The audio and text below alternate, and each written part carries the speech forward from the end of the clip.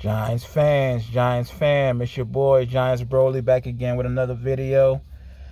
And this video might trigger some people, but I got some stuff I want to get off my chest about the Shedeur Sanders situation.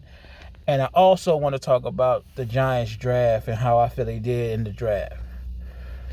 First, I want to speak on the Shedeur Sanders situation. I feel like being brash and being arrogant and confident in your abilities and things of that nature, or some would say arrogant,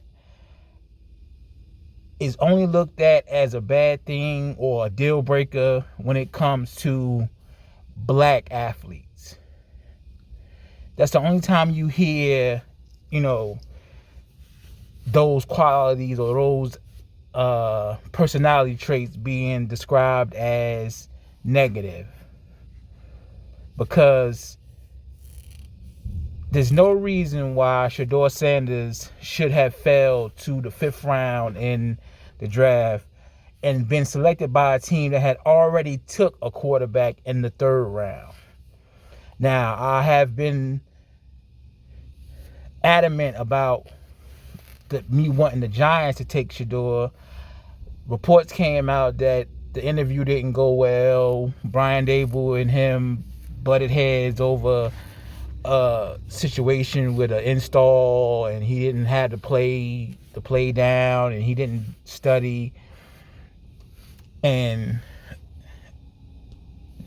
so that led to the Giants not taking him. And other content creators that I watch on YouTube said that they feel that the NFL is prejudiced, but they are giving the Giants a pass on, calling them prejudiced, being a prejudiced organization. I've been a Giants fan since before I knew what football was. One of my earliest memories is watching Giants games with my dad. I had to be maybe 2 or 3 years old, and we were watching Giants games, and we had matching Lawrence Taylor jerseys. So I've loved the Giants since before I knew fully what football was. I'm not going to exclude them from being prejudiced, because I feel like that would be disingenuous. I'm not going to say just because that's my favorite team, they didn't partake in any underhandedness or prejudiced behavior. That's not who I am. That's not something I would do.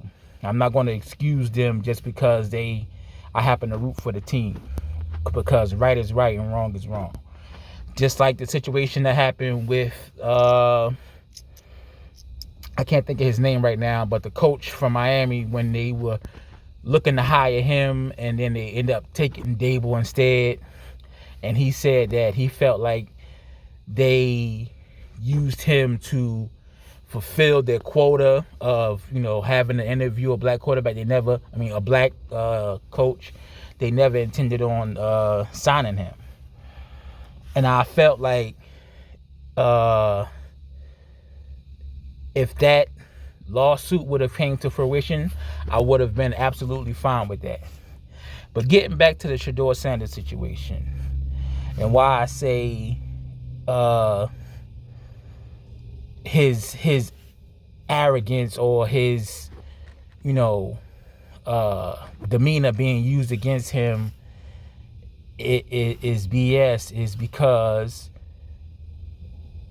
who remembers Johnny Manziel? Johnny Manziel was every bit as arrogant, as brash, as outspoken as they claim Shedeur Sanders to be.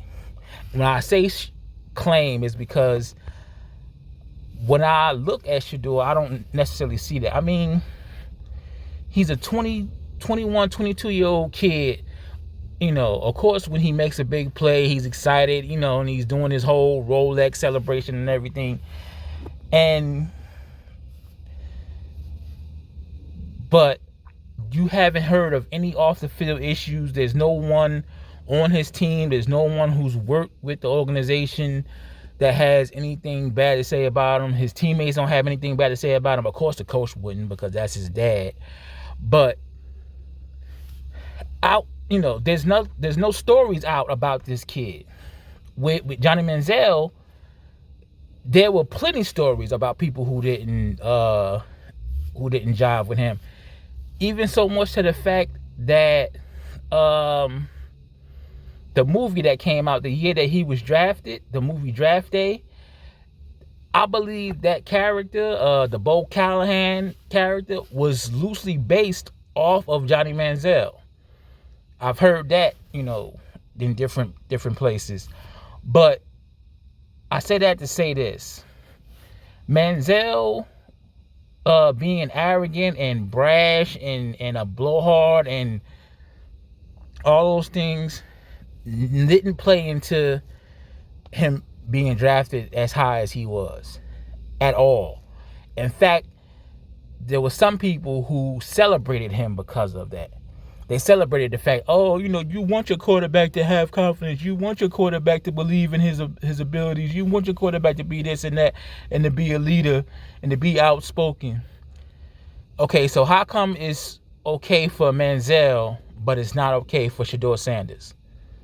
Make it make sense. And I feel like I told a friend of mine that I said, if I was him, I wouldn't even sign that. Once he got past the 4th round, I said I wouldn't even sign with the NFL team. I would go to the UFL or Canada, go somewhere else and do my thing and blow it up. And then the same teams that passed on you repeatedly would be chomping at the bit to get you on their team. And then you set your price. You dictate to them how much they're going to pay you. Whereas if they draft you, they pay you. It's slotted. It's okay. A person taken in this round makes this to this. So a 5th round quarterback is making peanuts in the larger scope of things. And people saying it's racially motivated. I think it's it's partly that, and it's also they feel like with all these NIL deals and kids coming out of college already millionaires, they feel like they have to get hold of the reins somehow. They have to pull things in. Okay, this is getting a little bit too much, so we can't have millionaires signing with our teams, because then they believe they can dictate to the organization, things of that nature. Oh, well, you paid this much to get me, or or I want this, or I'm gonna just go back and play. I think he had another year of eligibility for the college. I believe so. He could have went back to Colorado, played for a year, and if I stand to make more money in college, as it currently stands, than I make by signing with your NFL team, as a 5th round draft pick, that's a problem. That's a big problem. And the NFL sees the writing on the wall, and they know they have a big problem on their hands, because you want to be able to dictate to these young men, oh, well, you should be happy. You should be happy that we signed you. You should be grateful for the opportunity, this, that, and the third. How much you want me to be grateful when I'm already a millionaire before I step foot in your organization? I'm taking a pay cut by signing with your team, and I'm supposed to be grateful for the opportunity. And that's not the world we live in anymore. That's not what's happening. Like these kids are coming out of college already with NIL deals, some of them in the millions. So they're making millions of dollars before they even sign with one of these NFL teams. And it used to be that was the goal, to sign with an NFL team to make the millions. But now I don't even have to sign with an NFL team, and I can still make the millions. What's stopping me from just saying hell with it and going back to school, and then coming out in the next year? It doesn't benefit them to take a pay cut to play for an NFL organization. It doesn't. But that's my thoughts on the Shedeur Sanders situation. I feel like it's unfortunate that the NFL colluded. That's exactly what they did. They colluded to try to humble this young man, and that's distasteful. I want to speak on the NFL draft, the Giants NFL draft in particular. I've had a couple of days to actually sit and digest it and think about how I felt about the situation. And I have to say,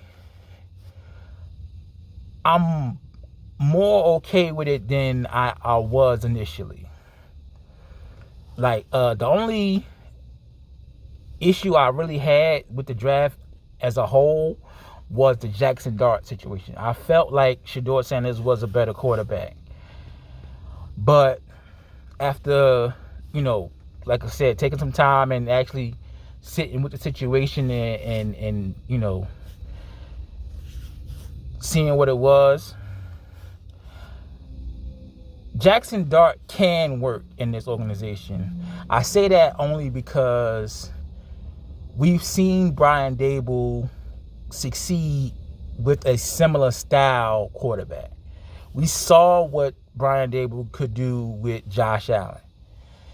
And I'm not saying that Jackson Dart is the next Josh Allen. I'm saying the tool set is similar, and if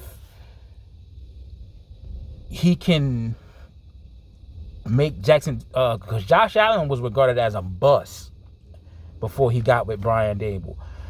Daboll was able to bring that, what we see from Josh Allen, out of him now. So if he can do that for Jackson Dart, I think we'll be in good position. A lot of people are saying, oh, the Giants are stupid, but they could have had him in the second round. Why'd you give up draft capital to get him? That's because you don't understand the logistics of the NFL. If you sitting here telling me, oh, the Giants stupid, they should have, if they would have waited till 34 in the second round to draft Jackson Dart, you don't get the fifth-year option. A lot of people don't understand that. The only the first round, the players taken in the first round, do you have the fifth-year option. Jackson Dart is not starting this year, at least not week one. If you see Jackson Dart starting at any time during this season, it's most definitely going to be week 11, week 12. We're not playing for anything. Might as well see what the kid got. That's the only scenario you will see Jackson Dart. If the Giants have 8 wins and they can potentially make a playoff push at the end of the year, you're not going to see Jackson Dart. That means that Russell Wilson and Jameis Winston are going to be the guys that we go with during the season. Jackson Dart is the future. That's what they're grooming him for. They're grooming him to be the future quarterback. They have to have a plan outside of Russell Wilson and Jameis Winston, who you might only get a year out of collectively. They might only be here for this season. Russell Wilson only signed for 1 season. Jameis Winston signed a 2-year deal, but you can get out after 1. So you have 2 guys on the roster that are not going to be here within the next 2 to 3 years. Jackson Dart is the plan for the future. In my previous video, I said if you were planning to take a guy that you planned on sitting and grooming, I thought it should be Shador. The organization felt otherwise. I'm not the type of person that's going to sit here and play like I'm some guru expert. I don't make draft boards. I don't, sit here and wax poetic about how I feel the organization should proceed. I'm a fan of the team. I've been watching the team my whole life, and my viewpoints are strictly from the perspective of a fan. So I preferred Shador Sanders. The organization felt differently. They went with Jackson Dart. So that's what we have to live with as Giants fans. Now,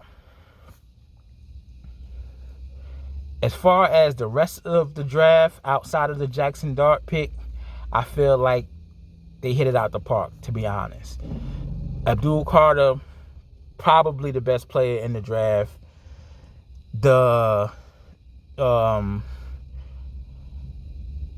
He's definitely, in my mind, a better prospect than Travis Hunter, because I'm going to be honest with you. I like Travis Hunter. I'm enamored with his game, but I'm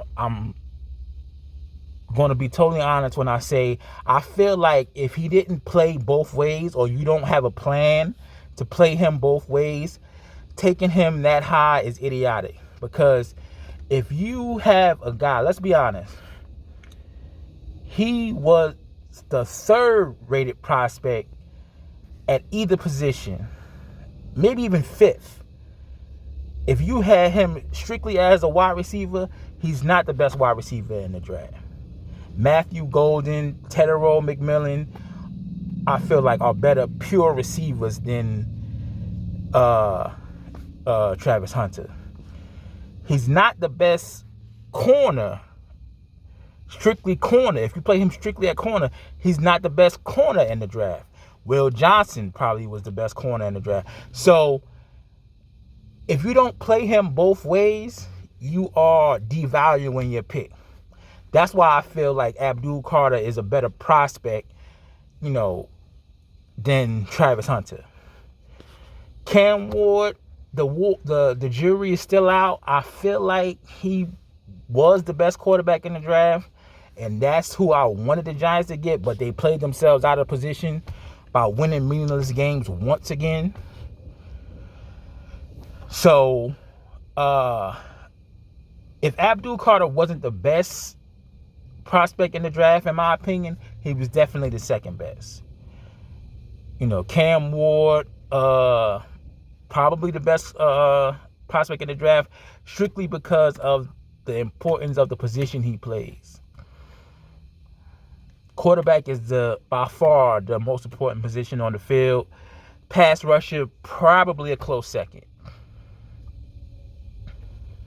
So that's where I stand on that. Darius Alexander, didn't expect him to be there. I was thrilled about that pick. Cam Scatterbo, there were people saying he could go as high as round 1. Some people said possibly, mid to late second round. They got him in the 4th, I believe, 4th or 5th. 4th round, Cam Scatterbo. That's amazing value in my opinion. Marcus Bowe, the 5th round selection. People were talking about him going early second. That's another great value pick.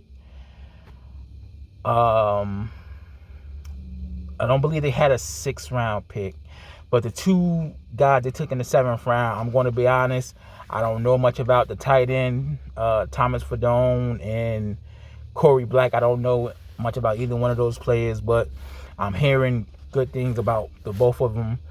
The tight end was the number 1 ranked tight end coming out of high school, but he had injuries and that hurt his stock a little bit.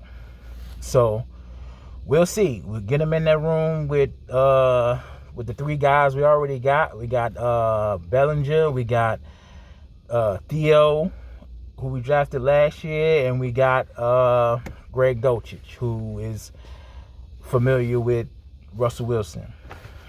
So we get him in there, let him compete, let him see what he got. Corey Black, all I know about him is there's not much tape on him, but I know he ran a 4.3. I believe it might have been a 4.2, but I believe it was a 4.3. So, you can never have enough speed at the cornerback position. That's always a plus. So I feel like in the totality, the Giants did an excellent job in the draft. And the only knock I would have is if they feel like Shedeur is not as good as Jackson Dart, then so be it. But I feel like, in my opinion, Shedeur is a better quarterback than Jackson Dart. But we'll see. They both ended up on NFL teams, so we had to let it play itself out. But that's it. That's all. Like, share, subscribe. Holla at your boy, Giants Broly, signing out.